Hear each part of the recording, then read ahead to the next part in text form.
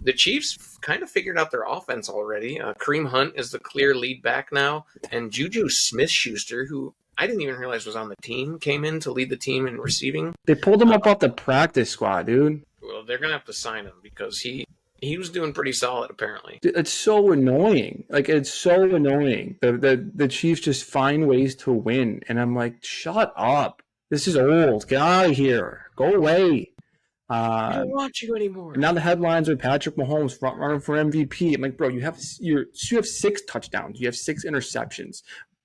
League high. That's a league high in interceptions. Like I said earlier, you're 18th in QBR. I think he's 15th in like total yards per game or something. How are you in the conversation? Like, it's just a name aspect at this point.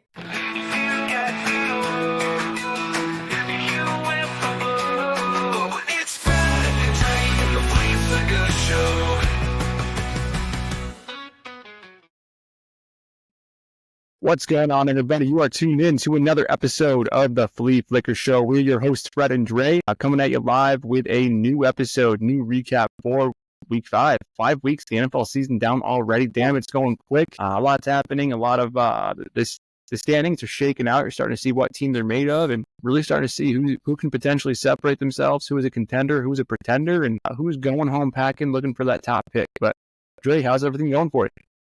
Not too bad. We just got back from Savannah, Georgia. It was a pretty nice little visit. It's a cool place. Very old school. A lot of walkability there. We enjoyed Savannah a great deal, but yeah, ready to get back and talking about football again now. So, yeah, I have not been to Savannah. I hear great things. Talia loves it. Talia says it's awesome. You guys had thought about looking at Savannah at one point, right? To move? Yeah, we are thinking about it. We're going to be in Lexington for the foreseeable future, but as a future place to possibly move to, Savannah's definitely up there for us. So nice. I'd love to see it. I hear great things, and there's no open carry law, so pretty cool. So when I come down to visit, we can get drunk and just walk around the streets with a beer in our hands. It'll be nice. No one will stop us. It'll be great.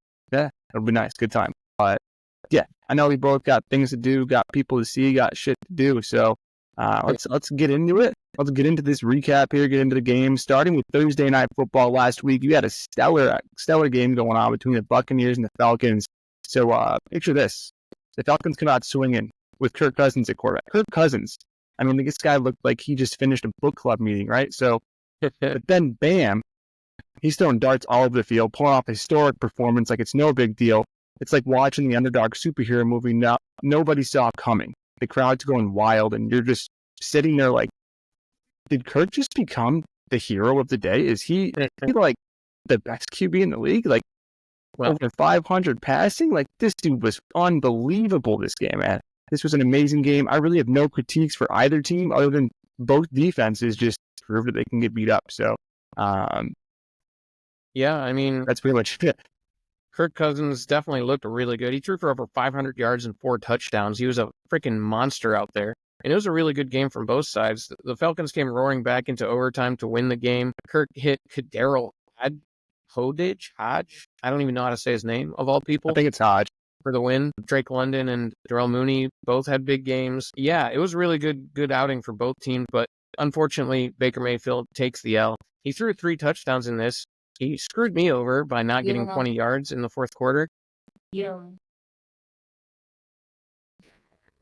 But yeah, Mike Evans scored twice too. I wish the Bucs pulled it off, and I wish I got money. Yeah, that'd have been nice. And they would have Kirk would have gotten the record for a single game touchdown or passing yards if Darnell Mooney held on to that one pass late. Oh, no. And unfortunately, he did not. So, but they ended up getting the dub anyway, and that's what really matters, right? So, Falcons got it. Falcons show that they're here to stay, and they should be getting better each and every week with Cousins getting more chemistry there with the team. But I would like to see Bijan do a little bit more. He didn't have to do much of anything this game by how the passing was going. So, yeah, for sure, I would as well. Yeah, Cousins definitely got his groove back there. But moving on to a game where someone didn't get their groove back and kind of plummeted in this one. The Vikings-Jets. The Vikings ended up taking this one 23-17. So again, picture this. The Vikings roll into London, and it's like they brought the whole Midwest vibe with them. Well, corn and all. They face off against the Jets, and you're thinking this could go either way. But then the Vikings turned into a classic pub brawl, I guess you can say. Sam Darnold is out there throwing passes like he's aiming for the Queen's Guard, and suddenly the Jets are just, well, they're the Jets. You've got fans in the stands sipping tea and half expecting a rugby match to break out. The Vikings take it, and you're thinking, who knew a trip across the pond could be so much fun? It's a win for the Vikings and the Jets. They're just still trying to figure things out. Again, they're always trying to figure things out. The Jets can't seem to get anything going. Once something looks good and it looks like they might have something going forward and people are happy, they fall back down to earth. And it all ends up in a shit show. So much so that Robert Saleh got fired. So they're just one of those teams that are perennially terrible, unfortunately for the fan base. It did end up being a close game, but Rodgers threw 3 picks. He looked frustrated all game with that defensive battle going on, and the Vikings took it, like you said. Garrett Wilson did have a pretty good game, so that was good. Not good enough, though. As you mentioned, Robert Saleh gets the boot after the game. Yeah, I think it was a little. I know we talked about him as being a potential person to be canned at some point this year. You did. I pushed back against that. I definitely sensed it in the blood in the water there, especially with how him and Rodgers reacted on the sidelines together. Yeah, like the shoving matches that they would have. I think there was too much of a trying to tell Rodgers what to do, and Rodgers knows what to do. Like, he doesn't need anyone telling him how to run an offense. But I don't think Saleh was the issue. Ultimately, I think it just came down to the offensive side, and he's not calling the offensive plays. That was Hackett, and he demoted Hackett. 5 minutes later, Saleh gets the axe anyway, and Hackett is still getting demoted. Like you said, their quarterback coach, right, is taking over the offensive play calling. Yeah, the quarterback coach, which he was the Titans, Todd Downing, the Titans O coordinator last year. So, I mean, he's got experience, I guess. But I mean, well, a lot of this looked pretty good last year. So, I mean, look better last year than they did this year. Darnold in this game looks like the MVP frontrunner. I know they're giving their betting odds are saying that Patrick Mahomes is the MVP frontrunner for some reason, even though he's 18th in QBR. He is tied for the top of the league with 6 interceptions, and he is tied with Colts QB, blanking on his name, Anthony Richardson and Will Levis. So he's tied with those 2 guys for top in the league for interceptions, and he's 18th in QBR. But somehow he's number 1 in MVP votes. It's looking wild. Yeah. Back to the Jets real quick. I wanted to say, with Robert Saleh getting canned, I wanted to put it out here first, because I haven't heard it yet. People are talking about Bill Belichick as the head coach option. I don't think that's true. Going to happen. We talked about it a little bit, but I think Packers O coordinator right now, Adam Stenavich, who knows Aaron Rodgers, I think he's a good candidate for them. Yeah, we didn't get into candidates last week. We just got into the people I thought were going to get canned. I did have Stenavich as somebody who should be on the list. And I think the way he's taken the Packers offense with Jordan Love into being powerhouse offense without seemingly a number 1 receiver has to be looked at. I mean, they're constantly performing. They were able to do something with Malik Willis there. I almost said Will Levis, but with Malik Willis, they're able to do something and get kind of an offense, not a great offense, but something. So I think he should be in consideration, definitely, for sure. Yeah, if Rodgers has any say in it, I think Stenavich will be going up through the roof, by the way, too. I also saw Stephon Gilmore posted on his, I think, Instagram. He picked off Aaron Rodgers in this game, and now he has officially picked off Aaron Rodgers, Tom Brady, and Peyton Manning. That's kind of a dope career right there for Stephon Gilmore. It is. And I think he's also picked off Aaron Rodgers with every team that he's been on, if I'm not mistaken. Oh, has he? So I think during the game they listed it off. He's picked him off with the Vikings. He's picked him off with the Bills. I'm pretty sure they listed every single team that he played on and said he's picked off Aaron Rodgers from all of them. Maybe not the Cowboys, but anyway, it could be completely bullshitting that. It might be a fact check that we have to do. I don't know.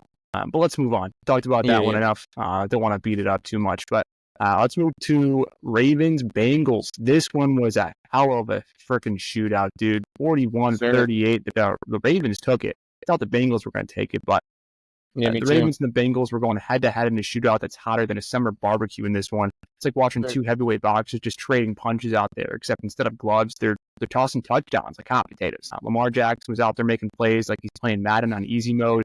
While the Bengals were just trying to keep up, and they were keeping up. Joe Burrow had a fucking day. Every time they scored, the Ravens just answered back like it was no big deal.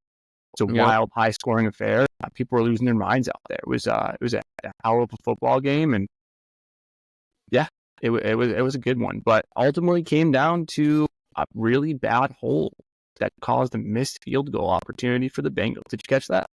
I didn't realize that happened. That's unfortunate. Yeah. So they had the game winning field goal in their sights. They snap it, guy catches it, and like fumbles it going down to the ground. He had to like quickly bring it back up. Caused McPherson. Is that the kicker for the Bengals? I believe so. I did see that. I didn't realize it like toward the end of the game. Holy crap! It would have been the game winning field goal. Wow, that's awful. I didn't realize that. Yeah. So while kickers are important, apparently the holders are just as important. That's crazy. Yeah, I didn't pick the right team here. I picked the Bengals, but I did pick the right game of the week because this was an absolute banger, like you said, on both sides. It was a pinball machine out there. It was just bang, bang, bang, bang, bang. Yeah. Burrow threw 5 touchdowns. Lamar threw 4 of his own. Jamar Chase and Zay Flowers both had huge days as the number 1 receivers. Higgins scored twice. Isaiah Likely had 2 TDs. It's ridiculous. Like, people were just going crazy. There was no defense. I'm not sure what happened.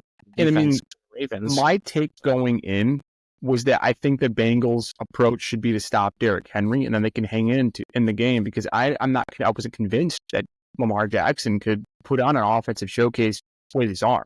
But he shut me up because he did. Yeah. He absolutely balled out, and he certainly elevated his case to be, again, in the MVP conversation this year, because he was not a running back in this game. He was fully a passer, and showed that he could do that in a consistent and efficient basis too. Yeah, he absolutely killed it in this game. I think the main difference for me in this game was the fact that the Bengals had never replaced Joe Mixon. They had no run game. Yeah. I think if they had Mixon, they could have won this. So yeah, no Joe Mixon is rough, and not getting an adequate replacement. Zach Moss was good behind Indianapolis last year, which Indianapolis has a very good run line, so a little bit different compared to what is in Cincinnati. And I know there's a lot of expectations for Chase there in the backfield, Chase Brown, but again, he's a second-year player, didn't get much burn as a rookie, so it probably isn't going to be an immediate impact. Maybe the Bengals are going to be a team to watch for I can't remember that running back's name, the college player. That's running back out of Boise State. Yeah. Dude, his yardage is wild. I would much rather him a Bengal than a Cowboy, like we talked about. Oh, yes. So let's go. Let's hope he goes to Cincinnati. I don't want to see him in Dallas. That'd be nasty if he wants to be honest. He'd be great in that offense. I'm pretty sure he's a good receiving back as well. But yeah, let's move to another game where you actually picked it right. I did not. Jags Colts. This was another fucking banger, dude. The Jags finally snagged their first win against the Colts in a wild, high-scoring affair. This was like Oprah Winfrey show out there. You get a touchdown. You get a touchdown. Trevor Lawrence is slinging the ball, and he's got a personal vendetta against the end zone in this game, or against somebody. And the Colts were just trying to keep up. Every time one team scores, the other one was just coming right back. Similar to the last game there, the crowd is buzzing, fans are on their feet, and it was a scoring party for sure. And by the end, both teams are racking up points like they're playing Madden on rookie mode. But the Jags just came out on top. They finally got a win, and it's a sigh of relief for Doug Peterson, a sigh of relief for Trevor Lawrence, and a sigh of relief for Jacksonville, because they need something right now with that Hurricane Milton there. Yeah. Joe Flacco gets his first start of the year and absolutely crushed it in the start. But like you said, he fell to Trevor Lawrence and the Jags, who very much so needed this win, their first win of the season, the last team to get a win this year. Brian Thomas and Tank Bigsby took over in their respective positions in this one. Tank Bigsby's honestly putting on a show there. ETN's got to be looking behind him at this point, because he might take it. I'm not sure. Not to toot my own horn there, but I believe Tank Bigsby was somebody that I had as a watch out kind of guy. I wasn't sure that he would take over the backfield necessarily, but just keep kind of having like a Bucky Irving impact there in Tampa, where he's just going to keep beating behind Etienne and getting the workload and doing more with it, where he's not going to go away. So he's definitely somebody to look at, and I think he's certainly making a case to be a starter, if not this season, next season, and potentially move on from Etienne, because he's pretty inefficient this year. Yeah, I would agree with that. He could make Etienne a trade candidate at the rate he's playing. He's bigger than Etienne too, so he's better in the red zone. And he's got a sick name. Tank Bigsby, like that's Tank awesome. Bigsby? That's a perfect running back name, dude. Yeah. Please just get rid of Perfect running back name. You like Tank Bigsby here. Yeah. But my two takeaways from this game, Jags and Colts defenses are both bad. And Joe Flacco still got it, baby. Still got it. Yeah, he's still not going to be the starting quarterback, though, there, I guess. Even though he looks way better than Richardson, they're going to better. But it wasn't a first-round pick, at least, like, for Colts, so. You did mention the defense. I will say Trevon Walker took down Joe Flacco 3 times in this game, so that was one bright spot on the defense. But yeah, Joe Flacco, is he making a quarterback controversy? I know they named Anthony Richardson as the starter, even though Flacco's doing good, but I mean, Anthony Richardson, he has to perform. If he doesn't perform, the fans are going to call for Joe Flacco because they have a lot of pieces there to be competitive. And if Richardson's not, then people are going to call for his head. Mm-hmm. I wanted to run something by you real quick about Flacco, actually. So with this possible, because fans are literally like chanting for Flacco, I think they could, in theory, look at the possibility of trading Flacco. I think I know where you're going. Well, there's a multitude of teams that you could mention here. I was actually going to say Raiders. I don't think that's who you're thinking, is it? No, wasn't it? I was thinking of a hot and fast team down south. The Dolphins? Yeah. Yeah, I have the Dolphins too, but Tua should come back. I could definitely see them trading for Flacco, though, because their quarterbacks stink behind Tua. Stink, dude. So that would make sense. Stink. But with the Raiders, I was thinking Raiders because they could like trade him for like Gardner Minshew and some change, and then they still have a backup quarterback that they trust. True. I mean, Gardner Minshew's a solid backup. At this point, I don't think he's a starter in this league, but he is for sure a solid backup. Yeah, and there's a couple other teams you could mention too, like maybe the Steelers if they don't like Russ or Fields. Titans maybe. Will Levis has been struggling. Even the Giants maybe. Even Daniel Jones did have a solid game, but he's so injury prone and very inaccurate. And Flacco could really get Malik Neighbors and Jalen Hyatt moving down the field. He's got a better arm than Daniel Jones. So just some thoughts. Yeah, no, for sure. I definitely think he can be an impact on teams that they need a QB. Yeah. I'm good with it. Speaking of teams that need a QB, we mentioned I mentioned one of these teams there. Dolphins, Patriots. This is the shitter of the week. Right there, baby. Shitter of the week. This game was absolutely terrible. 15-10, Dolphins end up taking it. Dolphins edged out the Patriots in a class of 2 struggling shit teams. And it's like watching a reality show where no one really knows what they're doing or what's going on. The Dolphins make just enough plays to get by while the Patriots fumble around like they forgot the script. It's a messy game filled with missed chances and head scratchers all over the place. Mm-hmm. But the Dolphins pulled out the win, leaving everyone thinking someone had to win. It's not pretty, but hey, it's football. It's an excuse to get out, an excuse to drink. Yeah, this game sucked. I don't want to talk about it too much. There's no offense. The Dolphins snuck out the win. Jacoby Brissett is getting benched for Drake May already, which I guess you could see coming. We'll talk about that more in the next video, but yeah, you could see it coming. I don't think it's going to do much for their season. Is it good for Drake May? Probably not. But like, what the hell are they going to do? Is it just a disaster there? Yeah, I don't care about this game.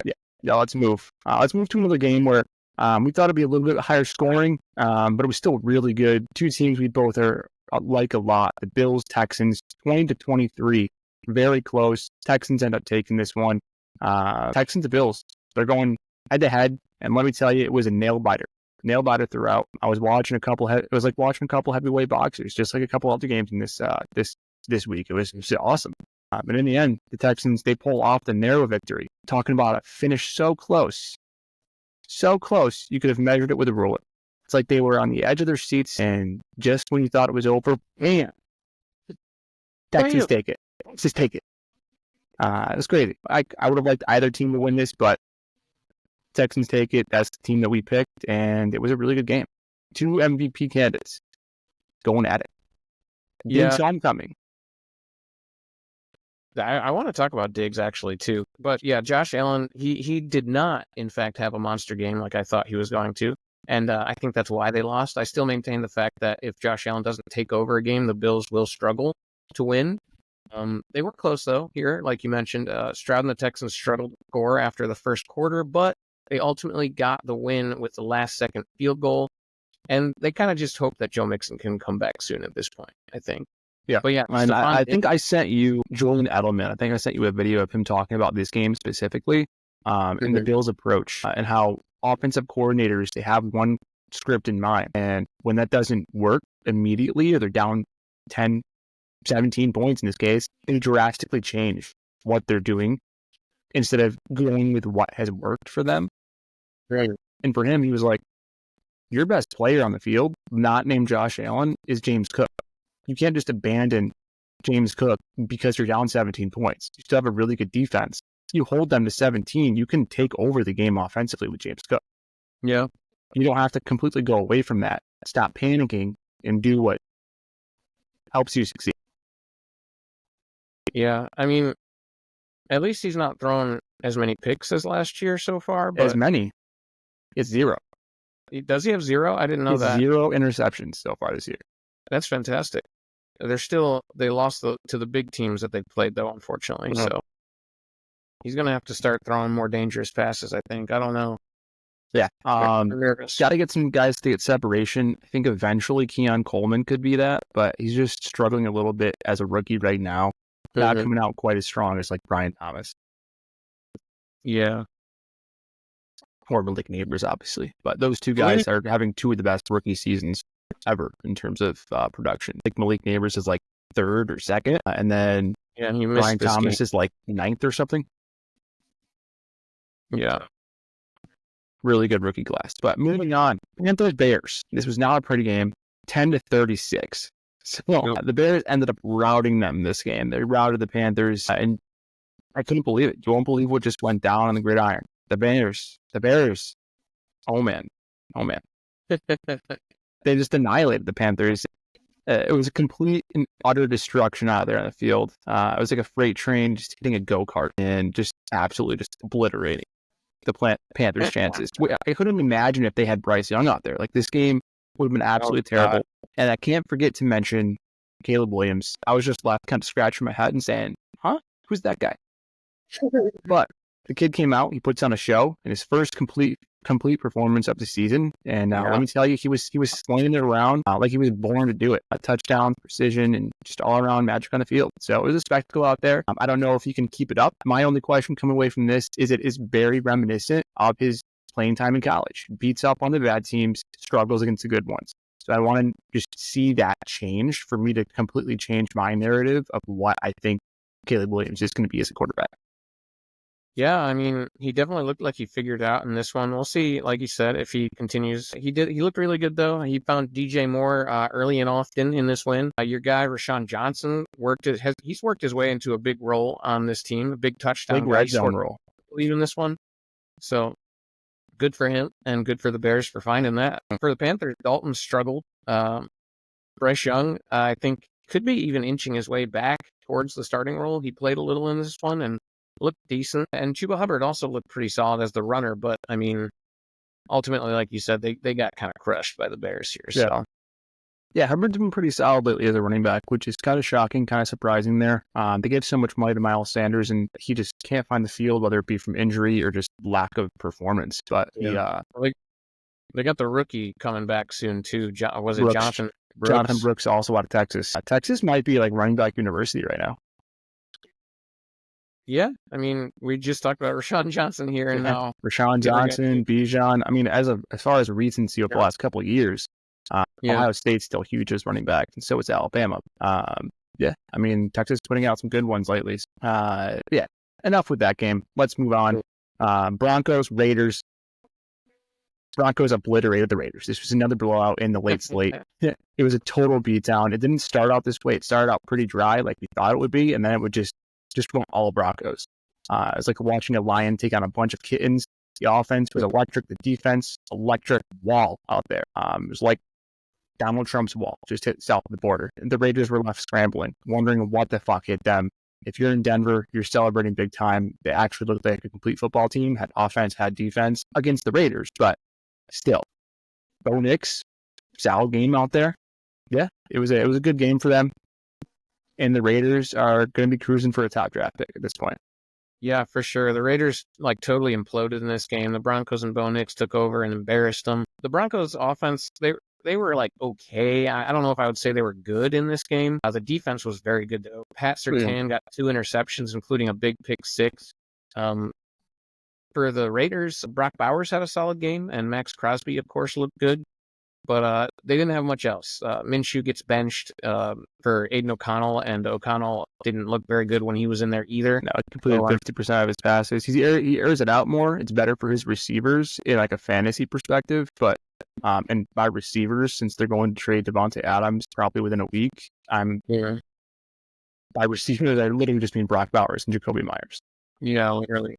Trey Tucker, I think, has good long-term potential, but there's not enough there to him to be a big enough factor in that offense.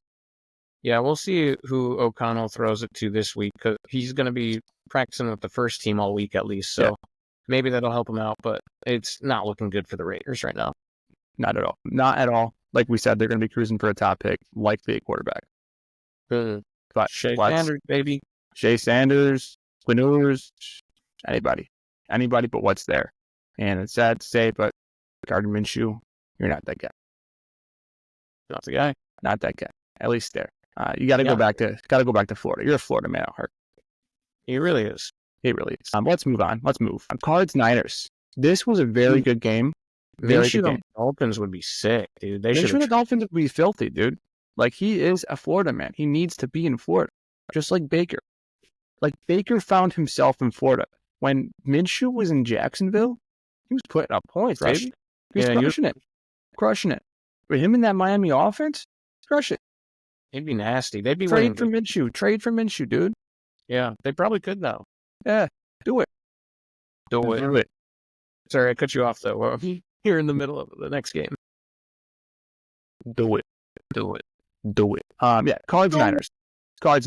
Cardinals pulled a rabbit out of their hat in this and upset the 49ers. They came in as underdogs, turned the tables like it was nobody's business. And if you're in Arizona, you're partying. You're saying what a wild fucking game this was, even though we both said last week the Cardinals could take this. The Cardinals are one of those teams that they're always going to be right behind you. They're always going to be whispering in your ear and saying, I'm here. Don't give up on me. I'm still here. Yeah. Don't let me win. And they showed up. They showed up and got the win. It's funny, both teams that we said could do that last week did it. So we'll get into the other one. But yeah, the Cardinals came out on top in this game. They didn't put on a stellar performance, just enough to get the win. 1 point victory there. And my only thing coming away from this is the Niners. Like, what are they going to do? Because they have Debo back. Brandon Ayuk had a good game. You finally showed the only missing piece is CMC. It's not like the running game is not doing anything.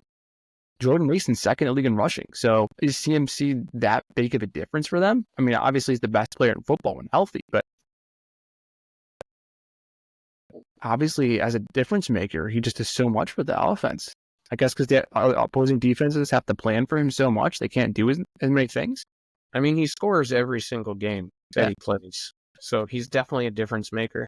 The 49ers, they're definitely in trouble. Like you said, Ayuk finally showed up, but it was for a close loss. Purdy threw a couple picks that really hurt the team. The Niners are in trouble. I'm not sure. They should not have lost this game. It's not looking good in San Fran right now. And they have a pretty competitive division right now, too. The Rams, Seahawks, and the Cardinals, literally. Anyone could win it right now. It's up for grabs. So the Niners got to get back to winning. Shanahan's got to do something different. I don't know what he's doing wrong there, but the offense is just not good enough with all the stars that they have. I'm not sure why, but that's for Kyle Shanahan to figure out. For sure. Definitely have some things to figure out there, and things are not right in San Francisco at the moment. But let's move to Packers Rams. Did you happen to catch this one, Drake? I saw highlights. My boy Xavier McKinney is leading the league in picks right now. It's his 5th pick of the year in this one. So, yeah, it was a fun game. It wasn't as fun as I wanted it to be. I want it to be I want it to be just like the Ravens and the Ravens and the Bengals. And the Packers were just able to take down the Rams in this game.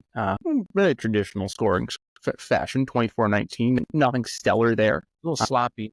Showdown where Green Bay came out swinging. Their offense was clicking at times, but then at times they kind of lost out there, like you said, sloppy. The defense, let's be honest, against a shorthanded Rams team, they should have held them to lower than what they did. So if you're a Packers fan, you're feeling pretty good about the win and being able to secure that and secure your place in your division. But at the end of the day, you got to do more. This is a game that you should have won more handedly based on the offense that you have against some pretty bad Rams defense, honestly. And your defense should have been able to hold them down because the Rams offense at this point is pretty much just Kyren Williams. Yeah, literally. Kyren Williams was the only one doing anything really in this game. He tried, but he couldn't do it himself. It was a really close game. The Packers got the win. Tucker Kraft scored twice in the third. Jordan Love threw, 3 picks in this game? Did you know it was actually Jordan Love's first win of the year? I didn't realize that until I went and looked. I didn't realize that either. No. It's pretty crazy. It's pretty crazy. I mean, he only played 2 games, but both games that he did play, he played very well and came out on the losing end. Yeah. So it's pretty interesting. Plays worse and gets the win. But yeah, this game, I think we summed it up, though. We want to see more from the Packers with what people think they should be and what they can be. So, but yeah. The only good thing coming out of this for the Rams is that the 49ers and the Seahawks also lost. So they're still right in. Yeah. And speaking of like CMC, you said scores every game. Kyren Williams has scored in, I think, 15 straight games. So I didn't even realize that. Kyren Williams to score every freaking week and just tally it. Sneaky. Yeah. Well, let's move again to your team, to a team that snuck out a win. One of those teams that we again said always going to be there. Like just on the back of whoever they're playing and saying, like, I'm still here. Don't forget about me. And the Seahawks forgot about them because the Giants just pulled off a jaw-dropping upset in my mind. And could you believe it, Troy? I was like watching an underdog rise from the ashes. Daniel Jones had a pretty damn good game out there without his top receiver. The Giants came in ready to fight, and they played with the fire in their bellies deep down. I feel like Coach Vesio was out there saying, go out before you get a cluster fuck out in the field. Their defense was ferocious, shutting down Seattle's big plays while the offense found its groove and took control. It was a total team effort, and you could feel the momentum shifting. And if you're a Giants fan, you're probably dancing in the streets right now because that was a pretty damn good win, shaking up the league and showing that the Giants are actually here to play. And they're not a pushover like they have been in the past. The past decade, yeah. The Giants, they impressed in this one. Daboll came out with a solid plan in place against the Seahawks defense. Malik Neighbors, not available. Devin Singletary, not available. They still get the upset win. It was a really fun game. DJ looked pretty solid, still inaccurate at times, but overall making the right decisions. Tyrone Tracy made a name for himself at running back, I think. Tracy. He had a good game. Darius Slayton took over the Malik Neighbors role and did very solid in it. I mean, he's not Malik Neighbors, but he played very well. I honestly forgot Darius Slayton existed, and then he scored a touchdown, and I was like, wait, was that Darius Slayton? Yeah, he's like, hey, I'm still here, guys. and then on defense, Dexter Lawrence took down Geno 3 times out of the 7 times Geno got sacked.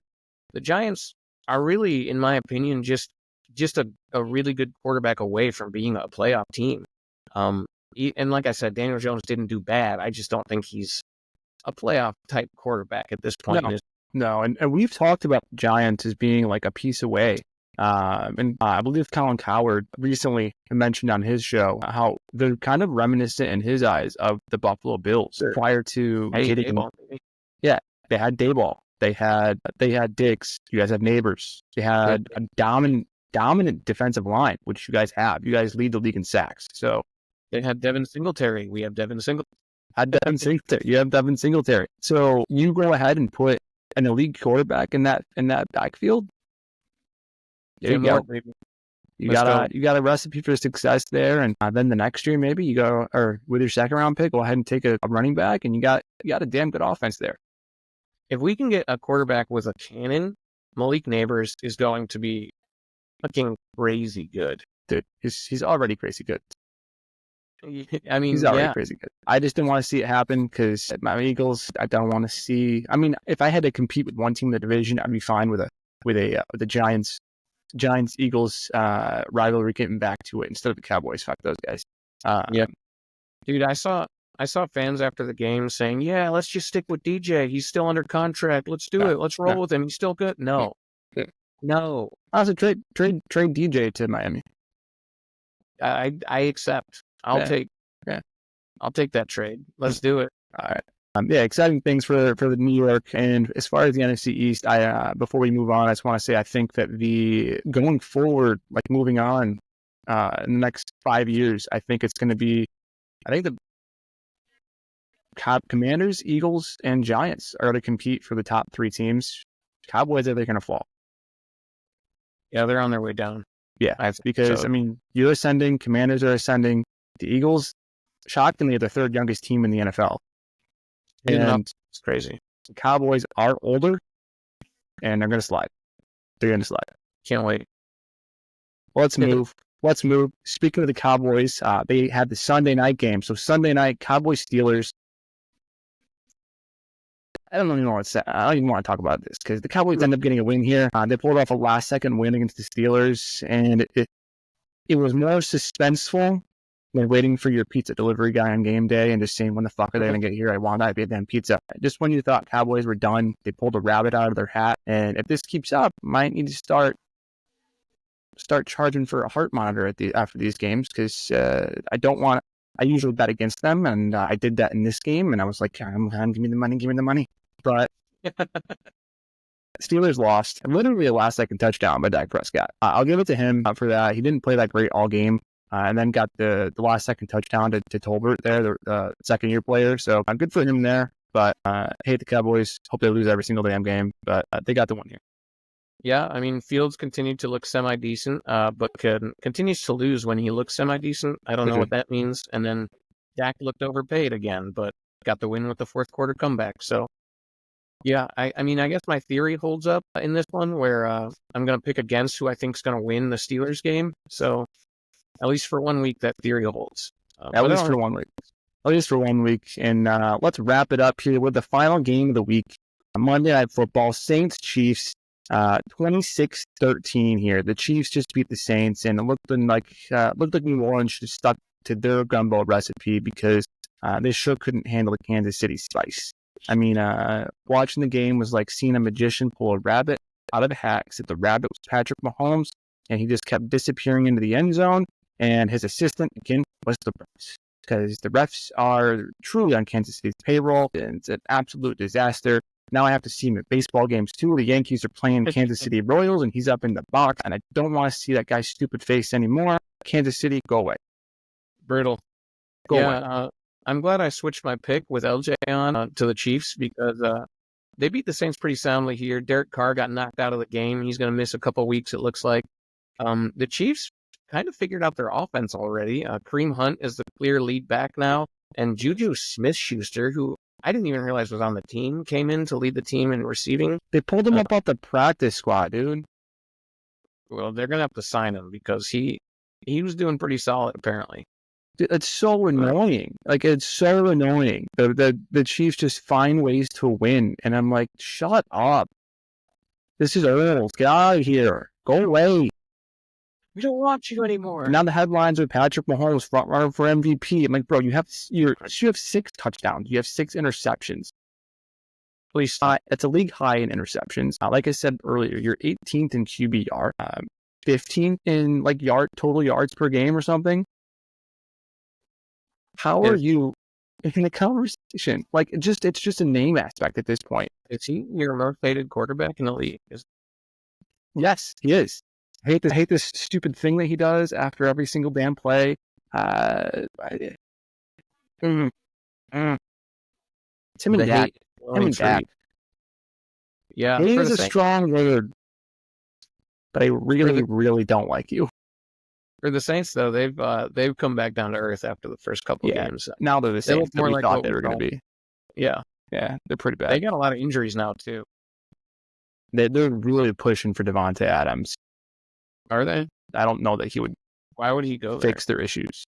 I mean, I guess he knows Derek Carr. He wants to but- play with Derek Carr again, but now that Derek Carr's out for like a month, and now he's like, I don't want to do that. He wanted to play for the Jets, but there were some question marks there based on their recent performance. I think that kind of played into the urgency to fire Robert Saleh, and get someone new in there, so it can kind of be like a better offense. Maybe they can do something this week and have Devontae be like, okay, it looks good. I want to go there now. When's the trade deadline? I thought it was week 6. Did they move it I back? think it's like, isn't it like November 2nd? Week 8 now or something? I Yeah. don't know. I guess it's like not week November 6. 2nd. But yeah, that's a wrap. Pretty good time there. A little longer than I wanted, but pretty good time. That's a wrap on another episode, another recap. Let's move on to week 6. We'll see you next time. Peace.